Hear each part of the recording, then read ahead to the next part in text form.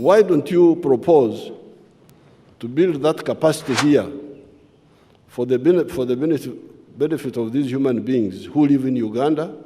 And maybe we can put aside some quantity of uranium for supporting the economies of our friends in the West. After that, after you have addressed my issue, I can also share with you so that you also go and solve yours. But to tell me that you solve my problems and forget yours, I cannot accept that.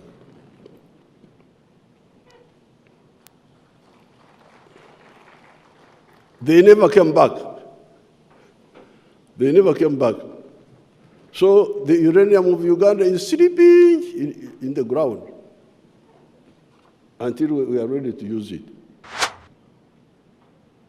We have now agreed with the Russians and the Koreans to build 2 nuclear power stations for electricity of 15,600 megawatts total. Imagine, just 2 stations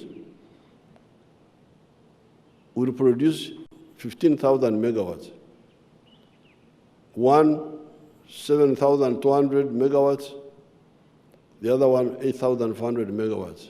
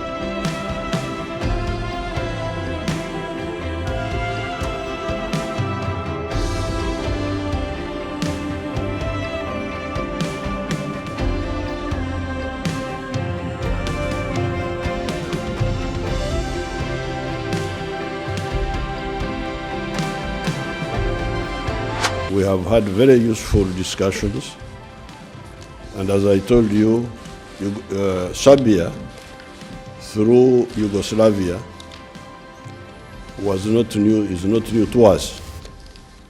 In the 1950s, 1960s, we had very good relations with Yugoslavia under Marshal Tito. And I told you how we used to follow the stand of Marshal Tito during that time, especially the neutral position he kept between the quarrel between the Soviet Union and China. That time they were all socialists, they were all communists, but they had disagreements. I am back here to resume our collaboration. Mr. Museveni, President Museveni, is a man with outstanding experience and talking directly to him, I could learn a lot. And you see that Mr. President Museveni remembers Edvard Kardelj, he remembers the dissidents of Yugoslavia, he remembers Gilas, how he and Tito went on, and I could learn a lot from President Museveni also about current political situation in Africa, the speed of African growth.